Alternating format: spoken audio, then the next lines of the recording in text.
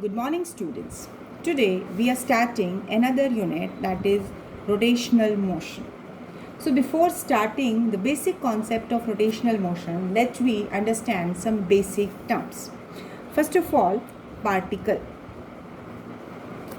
As particle, it is an object that of having some finite size, but whose mass and internal structure can be ignored. So any particle, any object that is having finite size but whose mass is negligibly small, which can be ignored, so we take that particular object as particle, that is smallest entity. When we say system, that means collection of what? Collection of large number of particles. So these small particles, when combined, this is forming a system in which these particles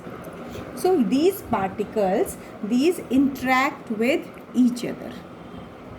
When we are talking about interaction, that means they may exert some internal forces on each other. So system, it is a collection of large number of particles interacting with each other. Now, rigid body. What do you mean by it? Rigid body. See, in normal terms, when we take, that is a body which is having some definite size and shape. Body have some definite size and shape, and the most important condition is that distance between the particles remain constant. That means it is not changing on application of external force. It means if we are taking any body and if some external force is acting on it, then the different particles of these are having fixed distance between them. So basically, rigid body, it is a body which has some definite size and shape. Most important condition is the distance between the particles is not changing under the influence of some external force. Now, what are external and internal forces?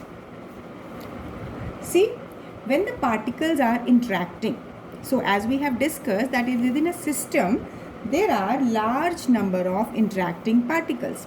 So when these particles interact, that they may exert some mutual force. So they exert some mutual force on each other. So the forces exerted by the particles of the system on each other. That means if one particle is there, second is there. This particle will exert force on this and second particle will exert force on first. So that force may be attractive, may be repulsive. What kind of force is there? So the force existing within the system due to these mutual forces, that are taken as internal forces. Here, external force. See, internal forces are existing within a body, within a system, due to the interaction in between particles. What does a system consist of? But external force, these are the forces exerted by some external agent, external agency. Suppose it is at rest, we have to bring it in motion. Suppose it is in motion, we have to bring it at rest. So this is some external force. That means force exerted by some external agency to stop or start the motion. Next is types of motion. So first of all, we will discuss different types of motion. First motion is translational motion. What do you mean by it? Suppose this is a body. It consisting of large number of particles. So here, as this body is moving in this forward direction, then it means each particle of this body will also move in the same direction. So in such a motion, every particle of the body travel the same distance in a given time. So it means this complete body, maybe a car, maybe a cycle or any bus, any object which is in motion, if it is moving in particular direction, then all the particles will move in that direction. You can understand it like if a bus is moving on a straight road, then all the passengers sitting inside the bus, they move along the same straight path. But if this bus is moving along a curved path, so in that particular case, you can say that if the motion is along the curved line, curved path, so in that case, all the particles of this moving bus, all the passengers of this moving bus will move along that curved path.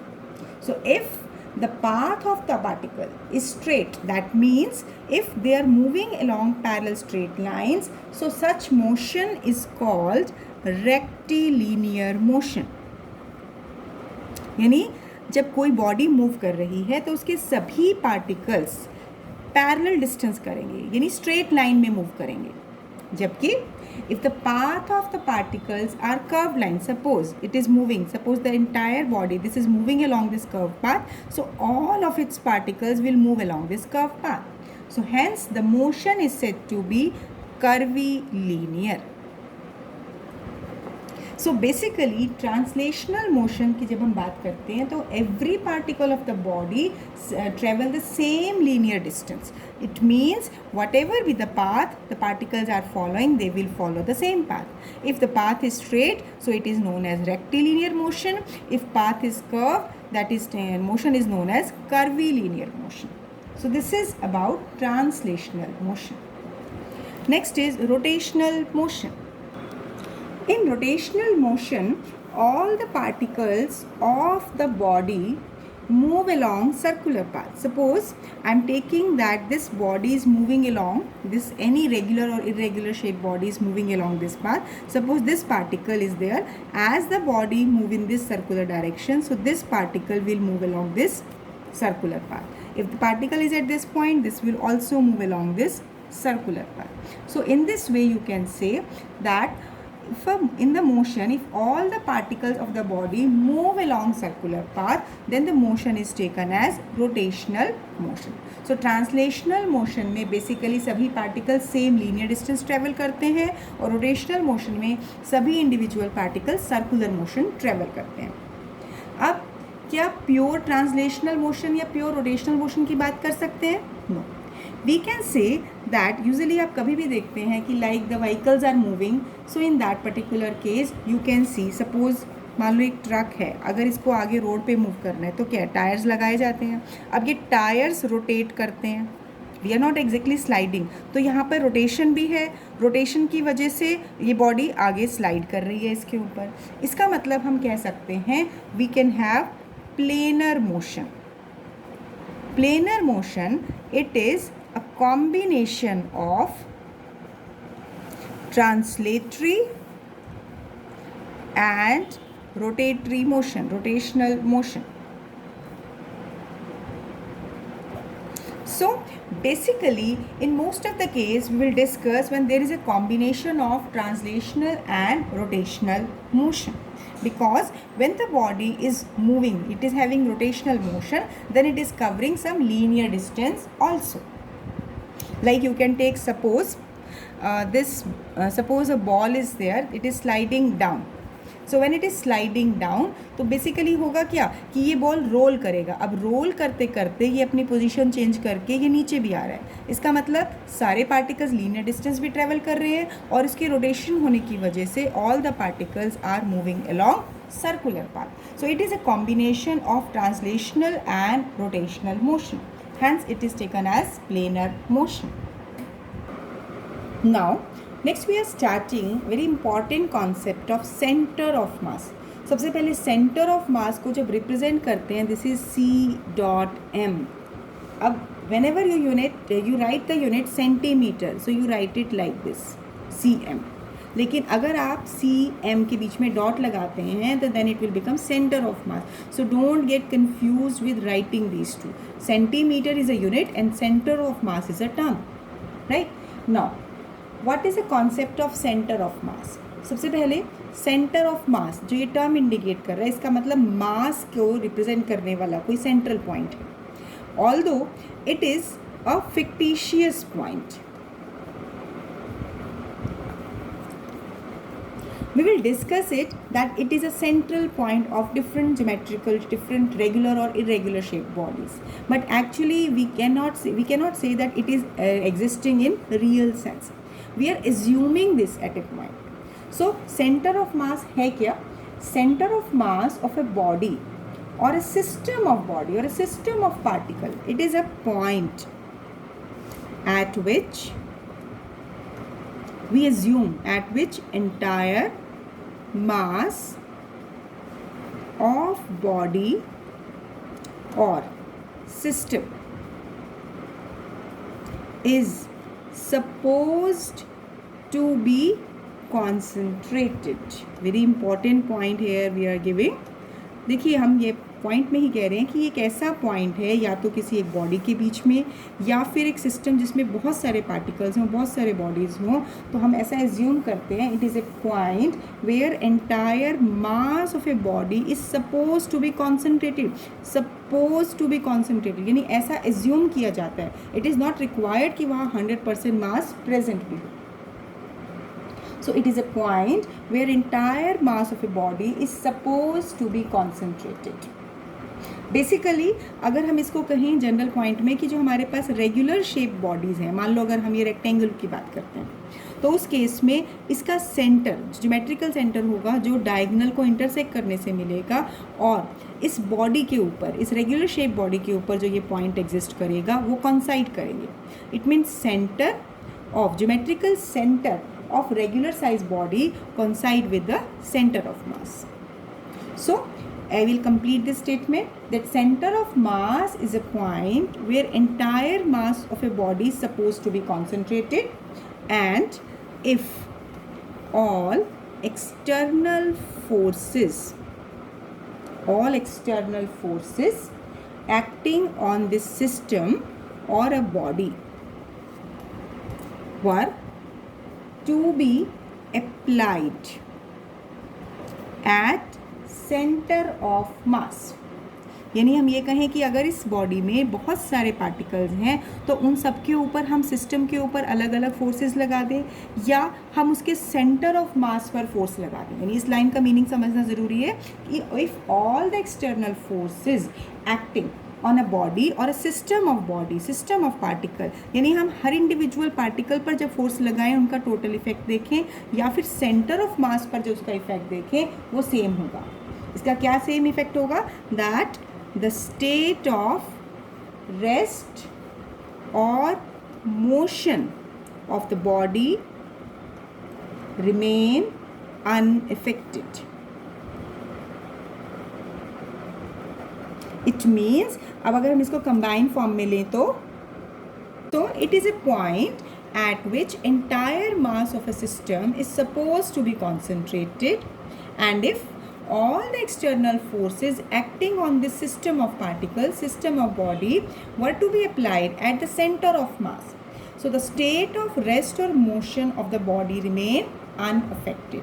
What does it mean? कि अगर हम इस body के ऊपर अलग अलग body के system के पार्टिकल्स पे अलग अलग पे फोर्स लगाएं तो जो चेंज रहेगा वही चेंज आएगा जब हम इसके सेंटर ऑफ मास पे फोर्स लगाते हैं. So we can say that center of mass, it is a fictitious point where we assume that entire mass of a body is supposed to be concentrated.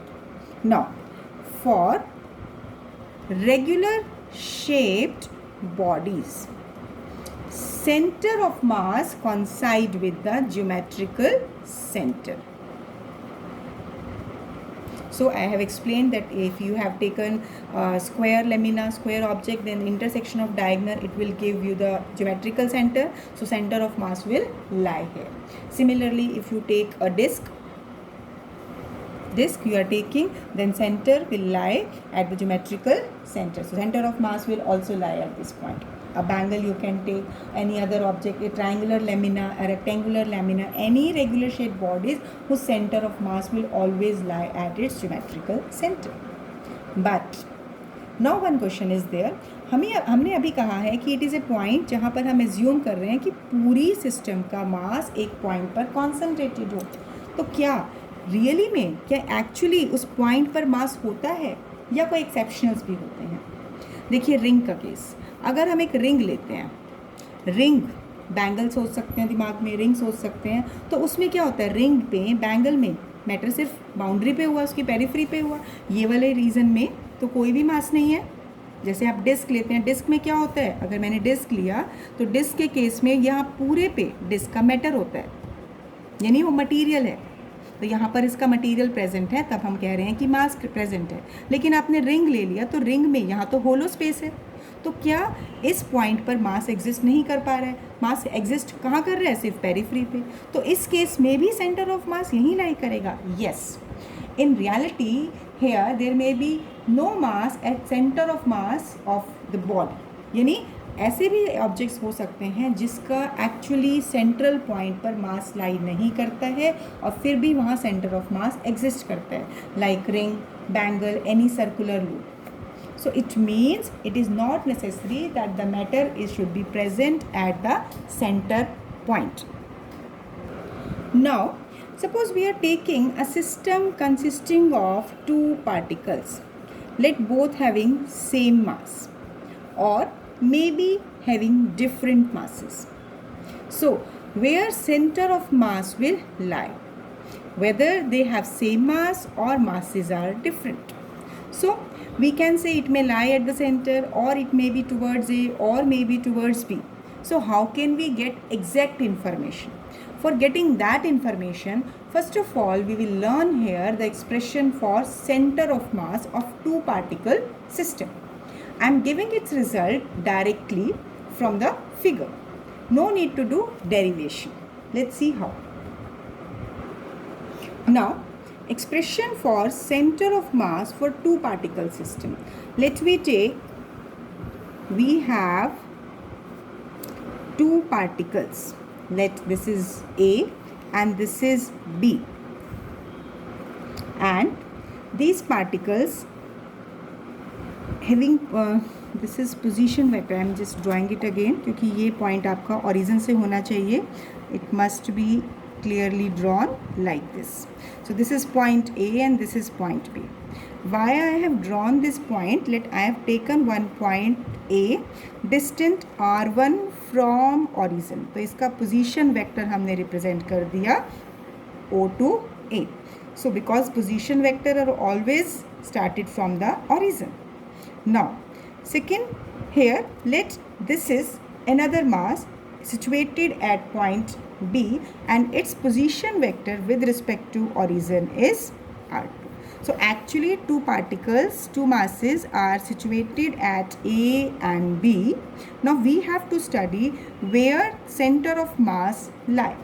See, center of mass of the two particles will always lie on the line joining the two particles. Here, let we are taking, this is the position, let it be C, or you can represent it by R, any point. Let this is the position of center of mass. I am not saying exactly it is midway. Let we will discuss it. So let C is the position of center of mass and its position with position vector with respect to origin is RCM. You can write it R also or RCM. RCM क्यों लिखा है? So that we can see it is the position vector of center of mass. So let M1 and M2 are the masses situated at A and B and their position vector with respect to origin are R1 and R2. Here, now center of mass, position vector of center of mass, this is given by, now this result you have to learn. How can you learn? M1 into R1 plus M2 into R2 divide by M1 plus M2. Basically here first particle uska position vector with respect to origin plus second particle its position vector with respect to origin divide by sum of masses. So this is the result which you have to learn, and this result will answer all your queries about the position of center of mass. अब देखिए here if we take different conditions, now if we assume that center of mass lie at the origin, how can we realise it? जैसे हम ये कहते हैं कि मान लो दो पार्टिकल्स हैं ए एंड बी और इसका सेंटर ऑफ मास ये कहाँ लाई कर रहा है? ओरिजिन पे लाई कर रहा है। तो इस तरह से कुछ सिचुएशन होगी, तो ये ओरिजिन पे होगा। So how can we write this result? Now see here left hand side will become 0 because why? We are taking that position vector of center of mass. You can see here, see in the above figure, position vector of center of mass with respect to origin. ये distance आपका r था, लेकिन अगर ये C point O से coincide हो गया तो वो position vector 0 हो गया। इसका मतलब RCM 0 हो जाएगा। तभी हम ले रहे हैं कि now we have to put this result to be 0। अब 0 पुट करते हैं, m1 r1 plus m2 r2 divide by m1 plus m2, this is equal to 0. So now we will simplify it. Here m1 plus m2 in the denominator, when it will go in this side, so 0 multiplied by anything, it will always be 0. देखिए यहाँ पर आ गया m1 r1 plus m2 r2 equal to 0। अब यहाँ से अगर हम m2 r2 लिखें तो क्या होगा? Equal to minus m1 r1। तो अगर हम r2 की वैल्यू मैथमेटिकली निकाल रहे हैं minus m1 upon m2 into r1। What does this indicate? Now see here r2 is minus m1 r1 upon m2। तो अब देखिए नेगेटिव साइन क्या इंडिकेट कर रहा है? नेगेटिव साइन इंडिकेट कर रहा है कि C के विद रिस्पेक्ट में, यानी सेंटर ऑफ मास के विद रिस्पेक्ट में फर्स्ट पार्टिकल का ये वाला डिस्टेंस हो गया r1 और ये डिस्टेंस हो गया r2। नेगेटिव साइन इंडिकेट कर रहा है that it is that r2 and r1 are on the opposite side, यानी ऑरिजन के ये वाला डिस्टेंस। यूजुअली आप कभी भी कोई ग्राफ प्लॉट करते हो, ऑरिजन से आगे वाला डिस्टेंस आप पॉजिटिव लेते हो, पीछे वाला डिस्टेंस नेगेटिव लेते हो। So basically r2 and r1 are on opposite side of the origin. So basically here we are getting this negative sign indicate opposite position on the sides of the origin. Now here if m1 equal to m2, अगर दोनों masses equal हो जाएं तो r2 will be equal to r1। इसका क्या meaning हुआ कि मान लो टू आइडेंटिकल मासेस हैं तो उस केस में सेंटर ऑफ मास एग्जैक्टली दोनों मासेस के सेंट्रल पॉइंट पे लाई करेगा।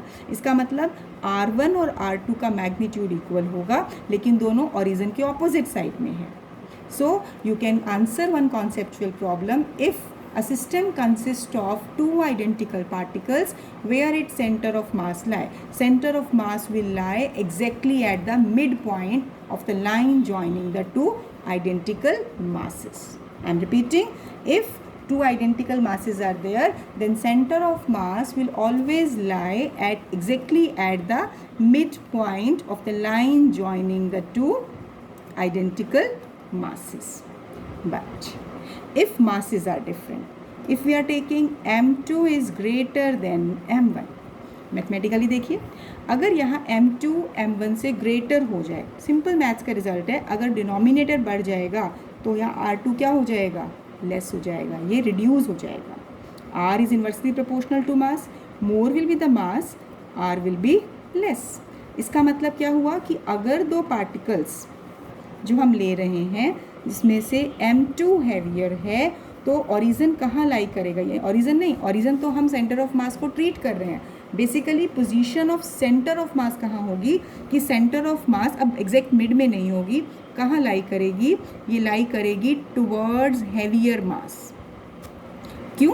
क्योंकि इस रिजल्ट से देखिए यहाँ से हमें पता चला कि अगर m2 ग्रेटर है तो r2 क्या हो जाएगा? r2 will be less than r1।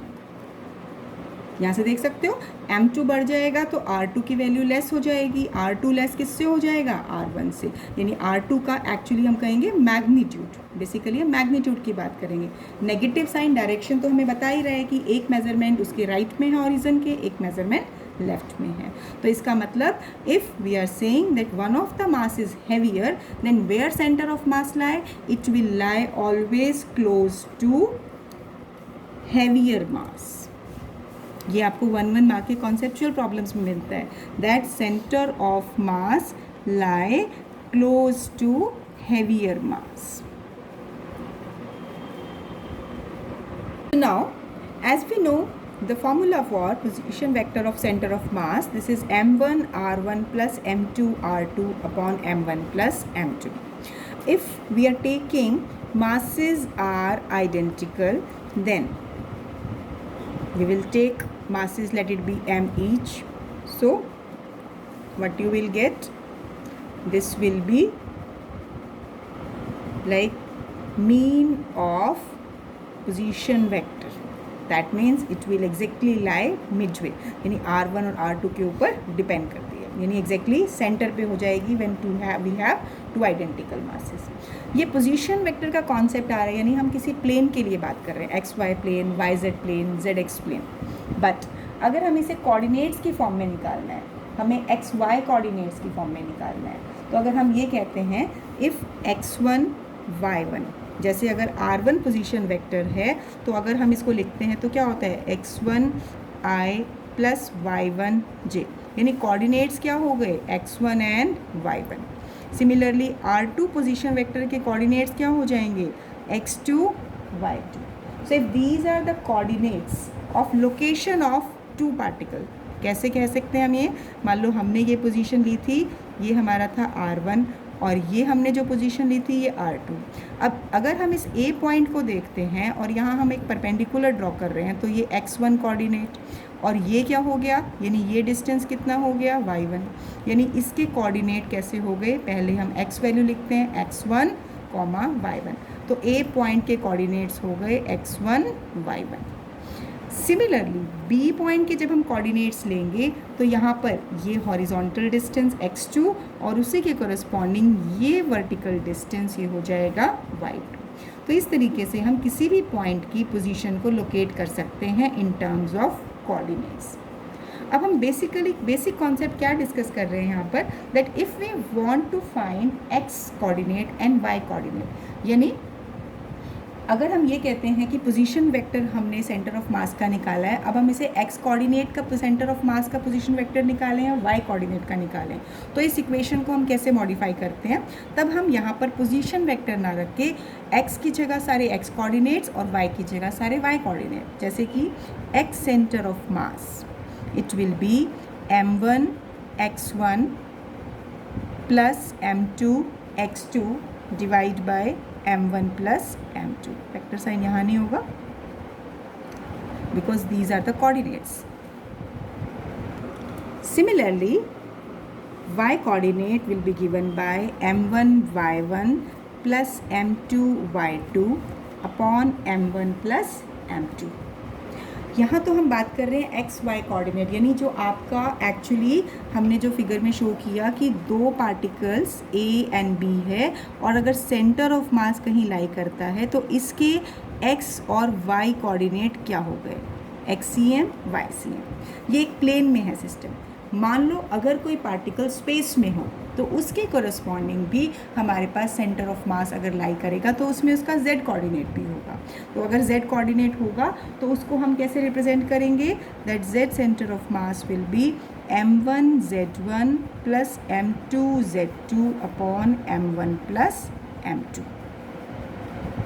Now ये तो हो गया टू पार्टिकल सिस्टम के लिए. When we have two particles the two position coordinates we are taking and hence we are calculating x coordinate and y coordinate of centre of mass.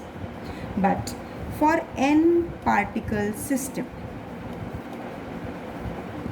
For any n particle system, अब क्या होगा कि यहाँ पर अगर हमारे पास number of particles हैं, बहुत सारे पार्टिकल्स हैं, तो सभी का प्रोडक्ट रहेगा कैसे, m1 x1 plus m2 x2 plus m3 x3, यानी अगर n पार्टिकल्स है तो सो ऑन करके mn xn.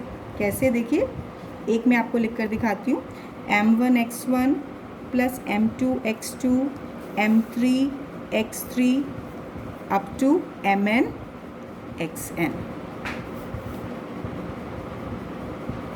डिवाइड बाय सभी मासेस का सम. तो क्या हम इसको समेशन फॉर्म में लिख सकते हैं? समेशन में कैसे लिखते हैं, summation i is equal to 1 to n mi xi divide by m. यानी कि अब अगर हम ये कहते हैं कि mi(xi), इसका मतलब अगर i की वैल्यू 1 रखी तो आ गई m1x1 प्लस i की वैल्यू 2 रखी m2x2 प्लस समेशन, यानी इन सभी टर्म्स का सम ले रहे हैं डिनोमिनेटर में। देखिए इसको अगर मैं बिल्कुल सेम स्टेप रखती तो पहले स्टेप में I should write like this, denominator में भी mi रखते, जिसमें अगर i की वैल्यू 1 रखते तो m1x1 divide by m1 plus अगर i की वैल्यू 2 लेते तो 2 भी आपकी इंक्लूड होती, प्लस करके m1, यानी अगर i की वैल्यू 1 to 2 होगी तो m1x1 plus m2x2 divide by m1 plus m2। अब ये जो टर्म डिनोमिनेटर में है, यानी अगर मैं कहूँ mi summation i equal to 1 to n, तो क्या मैं इसको total mass of the system ले सकती हूँ? Total mass consist of all the particles, यानी सभी पार्टिकल्स का मास, तो उसके लिए हम इसको कैपिटल M से भी रिप्रेजेंट कर सकते हैं। यानी कि if a system consisting of n particles, for that case I can write directly this coordinates xcm, this is by this result. Similarly y coordinate can also be written as, I am writing it in the direct form, this is I equal to 1 to n for mi yi divide by m. Similarly z coordinate I can take. So this is when we have number of particles, a system consisting of number of particles, तो उस case में जब हमें solve करना होगा तो basic concept निकालने के लिए हमें सभी टर्म्स का ऐड करके डिवाइड बाय टोटल मास करना होगा। Now, let we apply the studied result to solve this numerical. Here this figure has been given where this is a square. The square is of side A and different masses are placed at its corner whose location, that means these points have been mentioned here. Now, find center of mass of a square of side A. How will you do it? सबसे पहले हमें देखना है इस system में, इस square में 4 particles हैं और सबका मास डिफरेंट वे में दिया हुआ है। This is m, 2m, m and this is also given to be 2m। कोई भी मास हो सकते हैं, m होता तो भी हम कर सकते हैं। अब देखिए सबसे पहले हम देख रहे हैं यहाँ पर 2 कोऑर्डिनेट्स हैं x एंड y, तो हम पहले x कोऑर्डिनेट निकालेंगे। अब फॉर्मूला क्या होगा, m1x1, क्योंकि 4 पार्टिकल्स हैं, अभी हमने समेशन का रिजल्ट दिया था उसी को हम यूज़ करके दिखा रहे हैं। अगर 4 पार्टिकल्स हैं तो 4 पार्टिकल्स का मास एंड पोजीशन का सम, इन सब के प्रोडक्ट का सम लेना है, डिवाइड बाय टोटल मास। अब मास m क्या है, m, first mass m। Position, यहाँ जो अभी हम लिखते हैं कोऑर्डिनेट, सबसे पहले x कोऑर्डिनेट होता है और सेकंड नंबर वाला y कोऑर्डिनेट होता है, ये मैथ्स में आप स्टडी करते हैं। तो m इंटू 0, यानी x1 की वैल्यू 0 हो गई, प्लस सेकंड मास है 2m, अब इसकी पोजीशन क्या हो गई a, थर्ड मास है m, इसकी पोजीशन यानी फर्स्ट कोऑर्डिनेट है a, अब फोर्थ मास 2m, इसका x coordinate it should be 0। भाई अगर हम ये देखते हैं कि कोई पार्टिकल यहाँ है तो y कोऑर्डिनेट यहाँ पर एग्जिस्ट करेगा, जबकि x कोऑर्डिनेट नहीं होगा उस केस में, तो it must be 0। So I have corrected in the figure. तो अब देखिए सबका मासेस हम डिनोमिनेटर में भी लिखें, m plus 2m plus m plus 2m। तो अब ये टर्म और ये टर्म तो 0 हो गई, यानी ये तो एग्जिस्ट ही नहीं कर रही क्योंकि 0 से मल्टीप्लाइड है। अब इन दोनों का सम कितना हो गया, this is 2ma plus ma, this is 3ma divide by 3 plus 4 plus 2 6m। So now it is a by 2, यानी x coordinate centre of mass का जो इसका लाई करेगा वो हो गया x बाय 2। अब इसी तरीके से हम इसका y कोऑर्डिनेट निकालेंगे, बस x की जगह सब जगह y रिप्लेस करेंगे। So it will be m1 y1 plus m2 y2 plus m3 y3 plus m4 y4 divide by m1 plus m2 plus m3 plus m4। Mass m1 m, position 0। अब second mass देखिए 2m, इसका y coordinate 0, तो product 0. अब आइए third coordinate, third मास है m. अब इसका y coordinate a, m into a. Fourth mass 2m और इसका y कोऑर्डिनेट है a, डिवाइड बाय, अब क्या होगा, सभी मासेस का सम m plus 2m plus m plus 2m, यानी ये दोनों टर्म्स तो ज़ीरो हो गई. ये दोनों टर्म का सम करेंगे 3ma डिवाइड बाय 6m, तो फर्दर क्या आ गया a/2, यानी सेंटर ऑफ मास के कोऑर्डिनेट्स हो गए a/2 a/2. Now I hope this point is clear to you कि how we will apply the concept of center of mass in solving simple numerical. So today we have discussed what is the basic concept, what are the basic terms that we will use in general terms. Second, the concept of center of mass. Center of mass is not an actual point, this is a fictitious point. It is not necessary that the presence, physical matter should be present at the center of mass. Then we have obtained the results, how to find mathematical formula, how to find the center of mass of any regular shaped body. So we have studied different formulas. So practice all these concepts so that you will get clarity of it, and in next video we will cover more numericals, more concept on the basis of center of mass. Thank you. Have a nice day.